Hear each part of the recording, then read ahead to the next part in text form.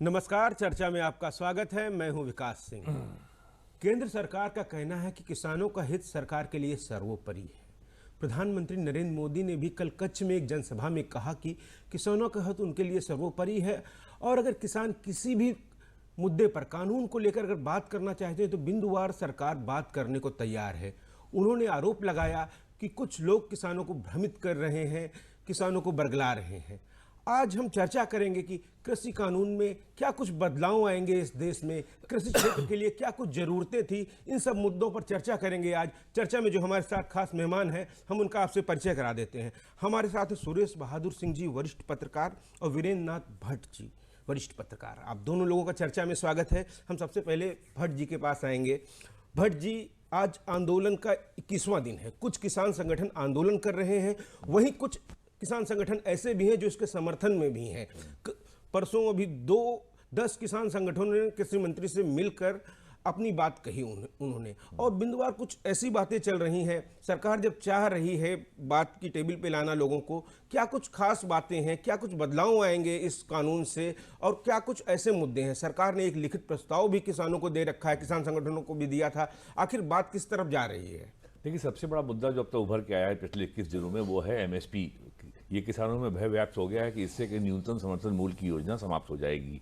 ये बिल्कुल निराधार है। मैं आपको स्पष्ट कर दूं कि पहली बात तो एफसीआई को भारत में बफर स्टॉक के लिए 4 करोड़ टन गेहूं धान चाहिए होता है। 2 करोड़ टन उसको चाहिए होता है सार्वजनिक वितरण प्रणाली यानी पीडीएस के लिए। 40-50 लाख टन चाहिए होता है मिड डे मील स्कीम के लिए, और लगभग इतना चाहिए होता है अंत्योदय योजना के लिए, प्लस आर्म फोर्सेस के लिए भी चाहिए होता है, सेना के तीनों अंगों के लिए। तो जब 7.5-8 करोड़ टन एनुअल प्रोक्योरमेंट की रिक्वायरमेंट है, तो ये एफसीआई कहाँ से लाएगी? किसानों से लाएगी, और किसानों से खरीदेगी तो एमएसपी पे ही खरीदेगी। तो एमएसपी के ऊपर जो भ्रम बना है, और ये बिल्कुल नागरिकता कानून की तरह की स्थिति हो गई है। लाखों लोग सड़क पे आगे साहब हम सब भारत से निकाल दिए जाएंगे। कि अभी पिछले हफ्ते केंद्र सरकार के गृह मंत्रालय ने स्पष्ट किया है कि नागरिकता कानून, नेशनल पॉपुलेशन रजिस्टर और एनआरसी के भी रूल्स ही फ्रेम नहीं हुए हैं। तो वही भ्रम की स्थिति ये भी है। और जहां तक इन 3 कानूनों की बात है, ये 3 कानून जो है 60 के दशक के बने हुए हैं। वो जमाना अभाव का था। अब जमाना प्लेंटी का है, बहुतायत का है। हमारी जितनी जो हमारी जरूरत है, उससे कहीं ज्यादा हम इस समय गेहूं धान पैदा कर रहे हैं। जो हमारी बफर स्टॉक की रिक्वायरमेंट है, उसका लगभग 3 गुना एफसीआई के गोदाम में सड़ रहा है, और उसमें एनुअल वेस्टेज 3 से 4% है, जो हजारों करोड़ का होता है। तो पहला तो ये है कि मंडियों में के बाहर भी अब किसान अपना माल बेच सकते हैं, और इस देश में 40,000 मंडियों की जरूरत है, केवल 7,000 मंडियां हैं। तो नई मंडियां बनेंगी, और ये रिफॉर्म की प्रोसेस आज की नहीं है, ये 1991 से चल रही है, जब हमारे इस देश में रिफॉर्म शुरू हुए थे जुलाई 91 में।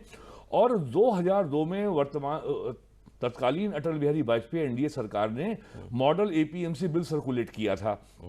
उसके बाद 10 साल मनमोहन सिंह रहे, लगातार सारे मुख्यमंत्रियों की बैठक में, राष्ट्रीय विकास परिषद की बैठक में, किसी संगठनों से सेमिनारों में इस पे लगातार चर्चा होती रही है। और लगभग 22 राज्यों ने उस एपीएमसी बिल के पार्शियल और कुछ प्रावधानों को लागू भी कर दिया है। बिहार ने मंडी परिषद को खत्म ही कर दिया है। तो भ्रांतियां बहुत ज्यादा हैं। और दूसरा जो एसेंशियल कमोडिटी एक्ट है, वो 1955 के जमाने का है। वो जमाना अभाव का था, जब हम अमेरिका के PL 480 वाले लाल गेहूं पे जीवित रहते थे। आज इतना ज्यादा हो गया है कि उसको एफसीआई के लिए अकेले समेटना मुश्किल हो गया है। अगर खाद्यान्न के व्यापारियों को भट्ट जी, कितने % किसान मंडी तक जाता था? ये एक बड़ी बात है। देखिए, ज्यादातर किसान बिचौलियों के हाथों कहीं ना कहीं जो है बेचने को मजबूर रहता था। शांता कुमार कमेटी जो सन 2014 में बनी थी, जो हिमाचल के मुख्यमंत्री थे, और स्वामीनाथन कमीशन की रिपोर्ट में ये आया है कि देश के कुल 6% किसानों की पहुंच है मंडी तक। क्योंकि हम जैसे उत्तर प्रदेश की बात लें, यहाँ 92% किसान सीमांत लघु किसान है। वो इतना सरप्लस पैदा ही नहीं करता कि उसको मंडी में जाने की नौबत आए। और आज की तारीख में अकेले पंजाब से 50% से ज्यादा प्रोक्योरमेंट हो रहा है गेहूं और धान का। और यहां मैं एक बात और ऐड कर दूं, केवल पंजाब और हरियाणा में ये व्यवस्था है कि एफसीआई मंडी यार्ड के बाहर खरीद नहीं कर सकती। बिल्कुल। और पंजाब में 3% मंडी शुल्क, 3% ग्राम विकास सेस और 2.5% अड़तिया कमीशन, 8.5% देना पड़ता है। सुरेश तो जी, यहाँ कुछ नहीं यूपी में। सुरेश जी, एक लंबे समय के बाद कृषि में सुधार आए, कृषि कानून आए, नए 3 कानून आए। लगता है किसानों के लिए सिर्फ मंडी तक ही बंध के रहना, अब उनको पूरा बाजार मिल रहा है। आप किस तरीके से इस परिवर्तन को देखते हैं? आने वाले समय में समय की जरूरत को देखते हुए क्या कुछ संभावनाएं हैं उनके लिए? देखिए विकास जी, कोई भी सरकारें हो, मैं किसी भी सरकार को किसान विरोधी नहीं मानता, और सभी सरकारें किसानों के हितों में ही काम कोई करती हैं। सरकार ऐसी हो भी नहीं सकती। और मुझे लगता है कि शायद भारतीय जनता पार्टी से किसानों को कुछ ज्यादा ही उम्मीद थी। उम्मीद इसलिए थी कि 2014 के लोकसभा चुनाव शुरुआत के पहले ही भारतीय जनता पार्टी का मैनिफेस्टो आप देखिए तो उनका स्वामीनाथन कमेटी की रिपोर्ट लागू करेंगे और उत्पाद का 50% प्लस एमएसपी लागू करेंगे, किसानों को देंगे। जाहिर सी बात है किसानों की अपेक्षा थी, और जिस तरह से सरकार काम कर रही थी उस पर सरकार को भरोसा भी था। लेकिन जो भी हो रहा है, अगर किसान आंदोलित है तो उस आंदोलन को शांत करना, उनको समझाना सरकार की जिम्मेदारी है। यहां मैं एक बात ये भी मानता हूं कि निश्चित रूप से जो आंदोलन हो रहा है, अगर किसान इतनी बड़ी तैयारी के साथ आए हैं, 1 महीने 2 महीने 3 महीने 4 महीने 6 महीने की बात करके वहां रुके हैं, तो जाहिर है कहीं ना कहीं से उनको समर्थन मिल रहा है। कोई ना कोई इसका एक राजनीतिक रंग देना चाहता। अगर किसानों के आंदोलन को राजनीतिक रूप न दिया जाए, राजनीतिक रंग न दिया जाए, तो ज्यादा बेहतर होता, और किसान और सरकार तब निश्चित रूप से आमने सामने बैठ करके इस समस्या का समाधान कर लेते। बिल्कुल। सरकार बिल्कुल निश्चित सुरेश रूप से मैं उस किसानों के बात लिए पे कर आ रही रहा हूं है। जिस बात का आपने जिक्र किया कि जो लोग आंदोलन कर रहे हैं, जो हमारे किसान हैं, लगातार सरकार कह रही है कि बिंदुवार तैयार है, 6 राउंड की बात हो चुकी है और आगे भी बातचीत के लिए देखिए तैयार है, एक विकास लिखित जी, प्रस्ताव भी दिया है। जहां लेकिन तक- वहां पर कुछ ऐसे भी देखिए, लोग हैं जो नेतृत्व कर जहां रहे तक हैं, छोटे- क्या राजनीतिक मंच नहीं बिल्कुल साबित हो रहा है? राजनीतिक मंच साबित हो 600 रहा है, करोड़ की इसीलिए वहां पर किसानों का किसान नेता है, नुकसान हो 600 रहा है। करोड़ की उनकी संपत्ति है, पॉलिटिकल आप पार्टी कुछ से किसान- संबंध है, देखिए, चुनाव लड़ चुके हैं। एक चीज और जान लीजिए, यहाँ का आम किसान, साधारण किसान तो मंडी तक पहुंच ही नहीं पाता है। सच्चाई ये है कि जो किसान हमारे यहाँ होते हैं, जो एमएसपी एमएसपी तो लागू है ही है जी, मिनिमम सपोर्ट प्राइस, जैसे हम 19 रुपए क्विंटल धान तो यहाँ खरीद रहे हैं ना, लेकिन कौन खरीद रहा? बात बिचौलिए की हो रही, सरकार तो दे ही रही है। 1900 रुपए क्विंटल 1900 क्विंटल धान बिका है। Yes. लेकिन दिक्कत क्या हो रही है कि बिचौलिए हमारे आपके ब्यूरोक्रेटिक हर्डल्स इतने ज्यादा हैं कि हमारा किसान तो मार्केट तक पहुंच ही नहीं पा रहा। समस्या वो हटाने की है। मैं किसानों के बारे में, सरकार चिंतित है, किसानों की दिशा के बारे में देख रही है, लेकिन दिक्कत होती है जो हर्डल्स आती हैं। जैसे हमारे आपके गांव में आप देखिए 1400-1500 रुपए क्विंटल में आदमी धान खरीद लेता है, वही बिचौलिया जाकर के 19 रुपए सरकार को दे देता है, जो किसान जाता है। बीत इसकी नहीं, सरकार, इसमें सरकार का कोई दोष नहीं है। हर्डल्स ये दूर करनी चाहिए। और जो किसान का आंदोलन हो रहा है, ऐसा नहीं कि एक टेबल आज भी सरकार ने घोषणा की किसानों के लिए, सीधे उनके खाते में पैसा ट्रांसफर करने की बात कही, सीधे उनको सब्सिडीज देने की बात कही। तो सरकार तो किसानों के साथ खड़ी है, लेकिन मुझे पूरा विश्वास है कि जो किसान आंदोलित हैं, जैसे एक भ्रम की स्थिति हो गई थी, बिल्कुल। आज सुप्रीम कोर्ट जैसे में भ्रम एक की स्थिति- याचिका के दौरान सॉलिसिटर जनरल ने भी कहा है कि सरकार लगातार बिंदुवार बात करने को तैयार है। कल कुछ किसान संगठन सुप्रीम कोर्ट में सुनवाई भी होगी, तो उम्मीद की जाती है मैं कि इसीलिए आगे कह रहा बढ़ेंगे, हूं, सुप्रीम मैं कोर्ट एक इसीलिए समिति कह रहा हूं, बनाएगी। जी। जैसे भ्रम की स्थिति हो गई थी धारा 317 खत्म करने के बाद, जिसने पैदा किया, या अन्य 3 तलाक खत्म करने के बाद भ्रम की स्थितियां थी, लेकिन सरकार ने उसको दूर किया और जनता के समझ में आया। तो मुझे पूरा विश्वास है किसानों के भी भ्रम की स्थिति को सरकार दूर करने में सफल होगी और जल्दी ही सफलता मिलेगी सरकार को। बिल्कुल। भट्ट जी, एक बार फिर से आपके पास आएंगे और ये जानने की कोशिश करेंगे कि जो लघु सीमांत किसान हैं, उनके लिए बाजार तक पहुंचना, अपनी उपज को ले जाना कितना कठिन होता था, फिर वहां पर जो उनको कठिनाइयों का सामना करना पड़ता था। ज़्यादातर किसान ठगी का शिकार हो जाते थे। क्या वो अपने पास उनके खेत में जब उनका उत्पाद होगा, अगर कोई वहां से बड़ी कंपनी आती है और अच्छे दामों पर उनका फसल खरीदेगी, तो क्या कुछ बदलाव आएगा इस कानून में? क्या कुछ प्रावधान आप देखते हैं नए? देखिए, सबसे बड़ा भ्रम तो बना हुआ है कॉन्ट्रैक्ट फार्मिंग के ऊपर। पंजाब में पिछले 22-24 साल से कॉन्ट्रैक्ट फार्मिंग हो रही है, और एक भ्रम ये लोगों में पैदा हो गया, डर पैदा हो गया, सब हमारी जमीन छिन जाएगी। कॉन्ट्रैक्ट फार्मिंग वॉलंटरी है, मैंडेटरी नहीं है, कंपलसरी नहीं है। ये आपकी इच्छा है कि आप किसी को अपना आप कॉन्ट्रैक्ट करें। और ये जो उसमें प्रावधान रखा गया है, SDM in case of dispute मामला एसडीएम के पास जाएगा, वो इसलिए रखा गया है कि ताकि कोर्ट का प्रोसीजर बहुत लंबा चौड़ा होता है और किसान महंगे वकील को हायर नहीं कर सकता। अभी फैसला पिछले हफ्ते हुआ है मध्य प्रदेश में, वहाँ बड़ी कंपनी ने गेहूं खरीदा था और ये संविधान लिया था, और बाद में एसडीएम कोर्ट का ऑर्डर हुआ और उसको वो दाम देना पड़ा। तो भ्रम बहुत है कॉन्ट्रैक्ट फार्मिंग को लेकर के, एसेंशियल कमोडिटी एक्ट को लेकर के। साहब जो है जमाखोरी शुरू हो जाएगी। जमाखोरी कैसे शुरू हो जाएगी जब ऑलरेडी यहाँ बम्पर प्रोडक्शन है। मैं आपको उदाहरण दूं उत्तर प्रदेश का, यूपी में पूरे देश में जो चीनी की खपत है वो 2.25 करोड़ टन है, लेकिन 19-20 में जो चीनी का प्रोडक्शन है वो करीब 3.5 करोड़ टन है। इंटरनेशनल मार्केट में चीनी का दाम 22 रुपए किलो है और इंडिया में उसका दाम 36 रुपए किलो, 34 रुपए किलो है। अब बताइए चीनी कहाँ जाए। यूपी में चीनी का प्रोडक्शन 70-80 लाख टन होता था, 19-20 में हमारा प्रोडक्शन 1.5 करोड़ टन के आसपास हो गया और अब की इससे अधिक और होने की संभावना है। तो एक और बड़ा फैसला लिया है केंद्र सरकार ने, 60 लाख टन चीनी का निर्यात किया जाएगा आज। उसके लिए भी सब्सिडी दी जा रही है। केंद्र सरकार अब तक इस वित्तीय वर्ष में 6,000 करोड़ रुपए की सब्सिडी दे चुकी है चीनी के निर्यात के लिए। और जब हम सब्सिडी देते हैं तो फिर मुकदमेबाजी शुरू हो जाती है WTO में। अर्जेंटीना है, ब्राजील है, ऑस्ट्रेलिया है, जो चीनी के बड़े उत्पादक हैं, वो कहते हैं कि साहब आपने सब्सिडी देकर आपने मार्केट डिस्टॉर्ट किया और हमारा प्रोडक्ट पीछे रह गया। तो इससे और हमको ये नहीं भूलना चाहिए कि WTO वर्ल्ड ट्रेड ऑर्गेनाइजेशन को भारत ने 1995 में साइन किया था और WTO के और पिछले 25 सालों में दोहा में, कैनकुन में और अमेरिका में 4 राउंड की वार्ता हो चुकी ट्रेड टॉक्स में। और भारत के खिलाफ लगातार यही मुद्दा बन रहा है कि आप अपने एग्रीकल्चर के प्रोडक्ट्स में ज्यादा सब्सिडी दे रहे हैं, मार्केट डिस्टॉर्ट कर रहे हैं और आपका प्रोडक्ट इंटरनेशनल मार्केट में कम्पीट केवल इसलिए कर रहा है कि आप सब्सिडी दे रहे हैं। तो इसमें तो ये जो रिफॉर्म हुए हैं, और यहाँ मैं एक बात जोड़ दूं कि पॉलिटिकल इकोनॉमी का एक सर्वमान्य सिद्धांत है कि reform is a very painful process and not doing so is more painful. तो ये एक प्रोसेस शुरू हुई है जो आज से 20 साल पहले शुरू हो जानी चाहिए थी। समय की जरूरत थी जिसको किया जा रहा है, उसमें अगर कोई सुधार हो सकते हैं तो गुंजाइश उसमें अभी भी प्रोसेस संभव है। बिल्कुल। हम अपनी चर्चा को जारी रखेंगे, लेकिन हमें लेना होगा एक छोटा सा ब्रेक के बाद जल्दी लौटते हैं। PSB अलायंस लाया है खुशियाँ के घर, कभी आया है डिमांड ड्राफ्ट के रूप में, कभी अकाउंट स्टेटमेंट बनकर। सरकारी बैंक आई है आपके घर खुशियाँ लेकर। चाहे चेक बुक, कैश विड्रॉवल या जीवन प्रमाण सर्टिफिकेट की बात हो, PSB डोर स्टेप बैंकिंग करे आपकी जरूरत पूरी। अब बैंक का कोई भी हो काम, आप करो आराम। बस कॉल करें या वेबसाइट पर लॉगिन करें या फिर मोबाइल ऐप डाउनलोड करें और PSB डोर स्टेप बैंकिंग द्वारा सरकारी बैंक आएंगे आपके द्वार। सुरेश जी, कल प्रधानमंत्री ने एक बात का और भी जिक्र किया। इससे पहले किसान जब दूध बेचते थे और आज दूध का ये हाल है कि अब सीधे बड़ी कंपनियां किसान के दरवाजे आती हैं और उसका दूध लेती हैं। उसका फायदा दिख रहा है पूरे दूध की मार्केट में, दुग्ध की मार्केट में। उन्होंने इस बात का जिक्र किया कि क्या कंपनी उनकी गाय या भैंस ले जाती है। उसी चीज का उदाहरण है कि क्या ऐसा संभव है, क्यों नहीं कृषि में सुधार होना चाहिए।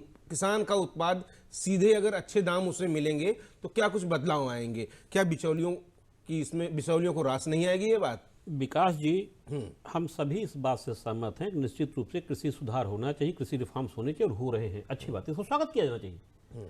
सीधी सी बात है, जब हम सतत निरंतर प्रगति की प्रक्रिया में होते हैं, विकास की प्रक्रिया में होते हैं, तो निश्चित रूप से सरकारें लागू करती हैं, ऐसे नियम कानून बनाती हैं जिससे लोगों का फायदा होता है। एक चीज हमारे यहाँ एक बड़ा दुर्भाग्य हमारा ये है कि जैसे ये माना जाता है कि अगर हम सरकार के विपक्ष में हैं तो विपक्ष का मतलब ये माना जाता है कि सिर्फ हमें विरोध करना है। सरकार चाहे जो करे, हमें उनके पक्ष और विपक्ष की चर्चा नहीं करनी होती। हमें बिल्कुल एक तरीके से वहां के खड़े हो जाते हैं कि हम विपक्ष में बिल्कुल खड़े हैं। ये जो एक अनुचित है, जो अन्य देशों में हमको देखने को नहीं मिलती है। तो ये भी बात मैंने पहले भी आपसे कहा कि सरकारें निश्चित रूप से किसान की हितैषी होती है, किसानों की पक्षधर। और कोई भी सरकार आप देखिए, इधर भी जब से ये भी सरकार आई है, आप देखिएगा 2-2 हजार किसानों के खातों में गया पैसा गया। और उससे जो छोटे किसान, बड़े किसान हैं, आप चाहे जो यहाँ माहौल बनाए या वो किसान आंदोलनकर्ता बनाओ, लेकिन किसानों के पक्ष में, हमारे हित में लोगों ने इसी चक्कर में, उसमें मोदी जी की प्रशंसा की और मोदी जी को वोट भी दिया। और एक यूरिया को लेकर, सुरेश जी, यूरिया को लेकर आपने देखा होगा, यूरिया को लगातार लेकर के आप जो है गैस सब्सिडी को लेकर के, गैस सिलेंडर को लेकर के, देखिए कुछ बातें हैं जो निश्चित रूप से प्रशंसा की जानी चाहिए, प्रशंसा की जा रही, कोई बात नहीं। लेकिन हाँ, अगर किसान आंदोलित है, मैं कह रहा हूं कि अगर किसानों को, जैसे आपने उस मुद्दे पर, अन्य मुद्दों पर जो आप ले आए हैं, परिवर्तन किए हैं और देश में एक माहौल बनाने की लोगों ने कोशिश की सरकार के खिलाफ, लेकिन वो उसमें सफल नहीं हुए। चाहे आचार संहिता, चाहे धारा 370 रही हो, चाहे और मामले, जो भी जिस मामलों पर सरकार है, विपक्ष ने जम करके उसकी आलोचना की और निश्चित रूप से सरकार को घेरने की कोशिश की। लेकिन कहीं ना कहीं सरकार इस देश की जनता को, हमको, आपको कन्विंस करने में कामयाब रही कि जो हमने 1952 में जनसंघ के दौरान घोषणा पत्र जारी किया था, वो घोषणा पत्र आज हम लागू किए जाना चाहिए, और इसीलिए लोगों ने देखिए उनको बहुमत फिर दिया। मुझे फिर विश्वास है इस मुद्दे पर, जो किसानों की समस्याएं हैं, मान लीजिए अगर किसानों से वार्ता हो रही है तो किसानों को ये भी एक बात तय है कि उनको एमएसपी मिलनी चाहिए, और सरकार भी दे रही, उनको इस बात पे कन्विंस करना चाहिए कि हम आपके हितैषी हैं और आपके ही हितैषी हैं। जो आपको भड़का रहे हैं, उकसा रहे हैं, उसका राजनीतिक लाभ उठाना चाहिए, और निश्चित रूप से किसानों के मुद्दे को राजनीतिकरण नहीं किया जाना चाहिए, ना किसान को राजनीति की मुद्दा बनाना चाहिए, उनकी समस्याओं का समाधान किया जाना चाहिए। किसान हमारा निश्चित रूप से अन्नदाता है और आज भी हम किसी पर ही आधारित है। बिल्कुल अन्नदाता है और हमें उसकी हर बात को समझना होगा। भट्ट जी, सरकार का ये कहना है कि कुछ लोग गुमराह कर रहे हैं। जो आंदोलन हो रहा है, आंदोलन से जुड़े काफ़ी ऐसे लोग हैं जिनका अगर बैकग्राउंड देखा जाए तो वो संदिग्ध है। कुछ ऐसे किसान नेता हैं जिनको 600 करोड़ की संपत्ति है, वो आके बात कर रहे हैं और वहाँ पे शरजील इमाम की बात होती है। इस तरीके की अगर बात होती है तो लगता है कि आंदोलन की बातें कुछ कमज़ोर होती हैं। ज़रूरती मुद्दे, जो बड़े मुद्दे हैं, वो कहीं किनारे हटते हैं, ये सब मुद्दे आगे लाने की कोशिश किए जाते हैं। जब किसी आंदोलन में राजनीतिक मंच आ जाता है इस तरीके का, उसको हाईजैक करने की कोशिश होती है, तो कहीं ना कहीं जो फिर कोई दिक्कत या मतलब फिर भ्रमित होने के ज़्यादा चांस होते हैं उस आंदोलन। देखिए, भारत देश में किसान एक बहुत बड़ा वोट बैंक है, राजनीति तो होगी, और अगर विपक्षी दल इनको समर्थन नहीं देंगे तो उन पे आरोप लगेगा कि साहब किसान इस समय मुसीबत में है और आप खामोश हैं। ये सारा आंदोलन का फोकस पंजाब तक सीमित होकर रह गया है। आप देखें, ये आंदोलन जब से शुरू हुआ है तब से किसान संगठनों की बहुत ही एक्सट्रीम अतिवादी और एक मैक्सिमलिस्ट पोजीशन है कि साहब पहले 3 बिल रिपील करो, वे बिल वापस लो, कानून खत्म करो, तब बात होगी। और आप और सबसे बड़ी ये विरोध पंजाब में होने की वजह ये है कि पंजाब में बहुत बड़े संख्या ऐसे लोगों की है जो किसान भी हैं, जो अड़हतिये भी हैं, जो मनी लेंडर भी हैं, जो राइस मिल के मालिक भी हैं। तो इसमें बहुत बड़ा, और ये नहीं भूलना चाहिए कि पंजाब में अड़हतिया का कमीशन जो साल में होता है वो 1500 करोड़ रुपए होता है। ये छोटी रकम नहीं है। तो पंजाब की राजनीति में और ये बात भी सामने आई है कि तमाम राजनीतिक दल जो हैं उनका कृषि व्यापार में गहरा दखल है। बिचौलियों का हम थोड़ा सा भूमिका जानना चाहेंगे भट्ट जी आपसे, कि किस तरीके से आमतौर पे देखा है कई किसानों को परेशान इसमें कि जब वो उपज लाते हैं, अगर वो कुछ भी कोशिश कर ले, मंडी में आकर उनको घुटने टेक देने पड़ते हैं आके। तो ये कुछ अगर दौर आप देखिए, उदाहरण वृत्तांत बताएं तो। आप अगर भारत के एग्रीकल्चर मार्केटिंग को स्टडी करें तो फार्म टू फोक, यानी खेत से आपकी खाने की मेज तक कम से कम 7 हाथों से वो सब्जी होके आती, तब आपकी मेज पे आती है।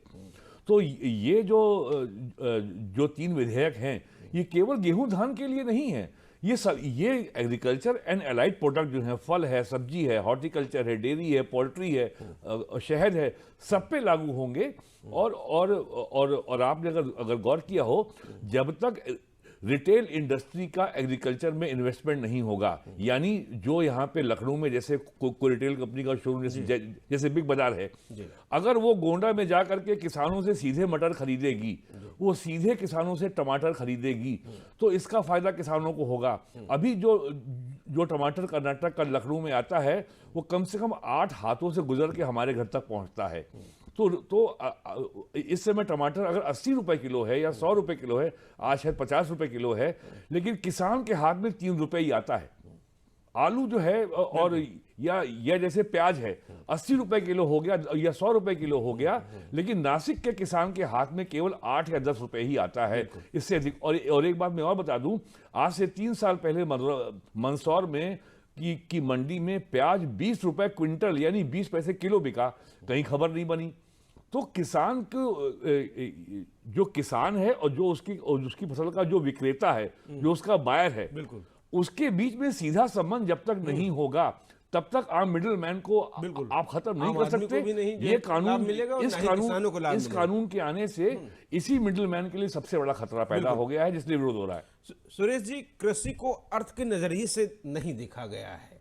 आमतौर पे अगर हम देखते हैं सर्विस क्लास है या अन्य सेक्टर हैं, उनका जीडीपी में एक बड़ा हिस्सा होता है, लेकिन कृषि अभी उससे अछूता रह गया है। कृषि सेक्टर में बहुत कुछ करने की जरूरत थी और उस दिशा में हम आगे बढ़ रहे हैं। देखिए, अगर सचमुच कृषि के क्षेत्र में कुछ किया गया होता तो किसानों की आज ये हालत न होती। बिल्कुल।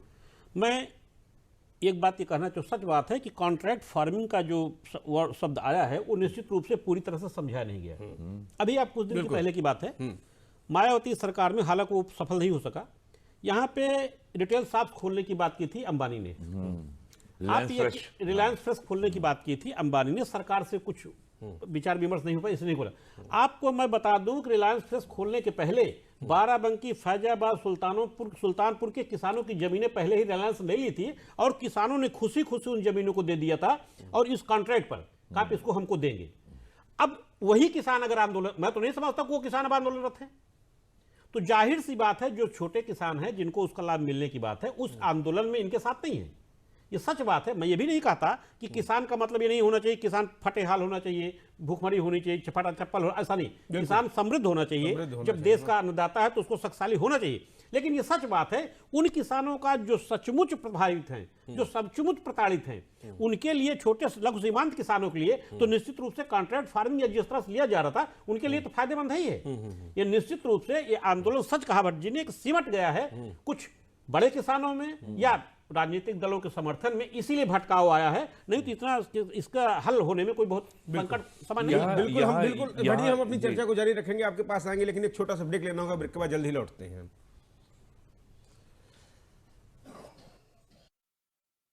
भैया, मुझे इंजीनियरिंग कॉलेज में एडमिशन मिल गया। Wow, that's great. अब आप जल्दी से आ जाओ, डिमांड ड्राफ्ट बनवाना है फीस के लिए। समझो, मैं आ गया। एक मिनट।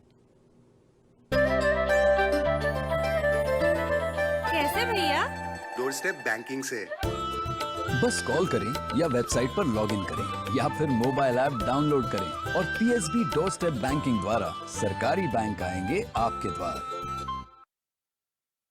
भट्ट जी, कांग्रेस पार्टी हो या आप पार्टी हो, इससे पहले उन्होंने अपने चुनावी घोषणा पत्र में इन बातों का जिक्र किया था। जो कानून में बातें हैं उनको वो करना चाह रही थी, लेकिन अब समय के साथ विरोध करना, क्या सिर्फ विरोध करने की बात है? जनहित की कोई बात नहीं, किसानों के हित की कोई बात नहीं, किस तरीके से देखते हैं आप? देखिए, कांग्रेस के किसी बड़े नेता ने अब तक इसका विरोध नहीं किया। अभी तक इसके ऊपर मनमोहन सिंह का बयान नहीं आया, अभी तक इसके ऊपर भूतपूर्व वित्त मंत्री पी चिदम्बरम का बयान नहीं आया। छोटे नेताओं का बयान आ रहा है जो टीवी स्टूडियो के में आते हैं प्रवक्ता बन करके।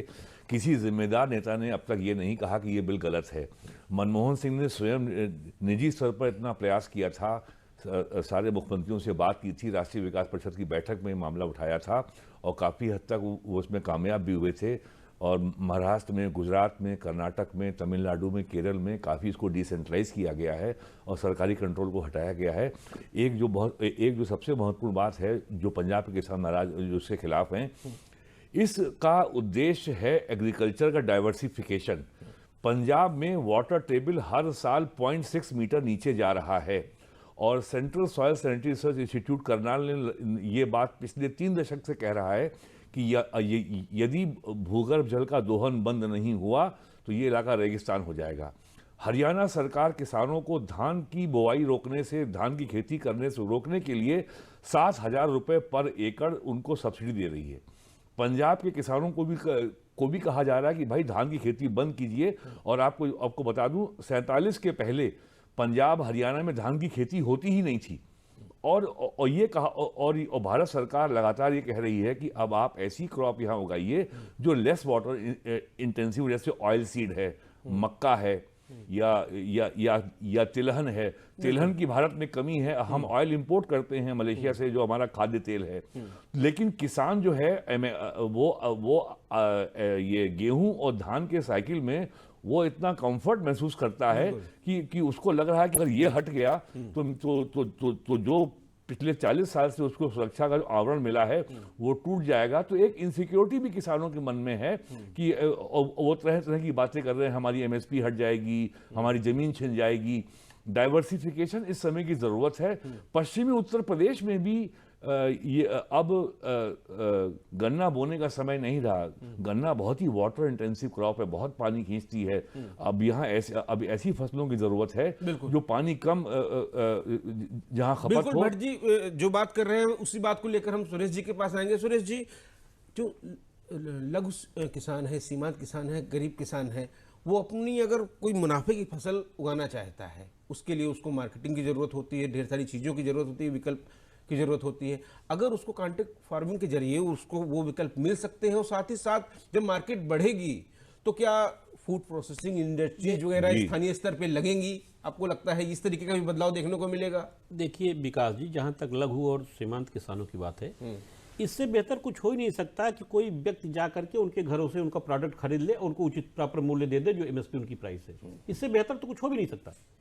लेकिन अब ये मैंने कहा ना कि भ्रम की स्थिति पैदा हो रही है। भ्रम की स्थिति पैदा जो हो रही है। छोटे छोटे किसान हैं, जो बड़े किसान हैं, दिक्कत क्या होती है कि वो अपने प्रोडक्ट्स अगर लेके मार्केट पर बेचने जाते हैं तो वहाँ इनको इतना प्रॉब्लम परेशानी शुरू करती है। जैसे धान ले गए, कहीं इसमें पहिया है, इसमें क्या है, इसमें ये है। 2 दिन 3 दिन अगर आपने उनको टाल दिया तो उनके सामने दिक्कत हो जाती है कि फिर वो लौट आते हैं जितना एमएसपी आप देंगे। सुरेश जी, कहीं ना कहीं लगता है कि क्या ऐसी स्थिति थी कि सरकार अपनी बात, जो वाजिब बातें थी, वो पहुंचाने में अभी तक पूरी तरीके से सफल नहीं हुई? निश्चित रूप से कम्युनिकेशन गैप है, कहीं ना कहीं भ्रम की स्थिति है।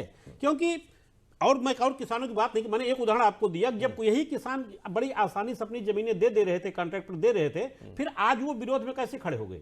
बहुत सीधी सी बात है। तो अगर किसानों को उनके हित की बात की जाए, उनके बारे में निश्चित रूप से उनको अवगत कराया जाए सारी चीजों से, कहीं ना कहीं मैंने कहा ना कि जैसे सरकार ने अन्य मुद्दों पर जनता को कन्विंस किया और जनता कन्विंस हुई, सरकार के साथ खड़ी हुई, तो इन किसानों के मुद्दे पर भी जनता को अब कहीं ना कहीं भ्रम तो फैल ही रहा है। और ये भी आप जानिए कि सच्चाई को स्वीकार करना ही पड़ेगा कि जो किसान वहां से चला है, कह रहा है कि मैं 1 महीने, 2 महीने, 3 महीने, 4 महीने, 6 महीने का राशन लेकर आया हूं, और जिस तरह से वहां स्वरूप है आंदोलन का, जो स्वरूप वहां चल रहा है, जिस तरह देखने को मिल रहा है, तो वहां आंदोलन से ज्यादा एक पिकनिक का माहौल हो गया है, जो लघु और सीमांत किसान उसमें शामिल नहीं हो सकते हैं। तो निश्चित रूप से वो बड़े किसान ही शामिल हो सकते हैं, और कहीं ना कहीं से समर्थन भी मिल रहा है। ये बंद होना चाहिए। देखिए, टेबल टॉक पे आनी चाहिए। मूल बात है जो एग्रीकल्चर मार्केटिंग के ऊपर जो बड़े किसानों का एग्रीकल्चर मंडियों में, बाजार पे जो एकाधिकार है वो टूटेगा। और जब एग्रीकल्चर का आने वाले समय में हमें सुधार की जरूरत है, हमें डाइवर्सिफिकेशन होगा, तो आगे छोटे बढ़ना किसान होगा, के लिए भी और ये समय की जरूरत जगह बनेगी। बिल्कुल। भट्ट जी, सुरेश जी, आज हमारे पास चर्चा में समय इतना ही था। आप लोगों ने चर्चा में भाग लिया, इसके लिए आप लोगों का बहुत बहुत आभार। तो इसी उम्मीद के साथ कि आने वाले दिनों में जो भी कदम उठाए जाएंगे, कृषि क्षेत्र में सुधार होगा, किसानों की स्थिति और सुधरेगी। आज के कार्यक्रम में बस इतना ही। नमस्कार।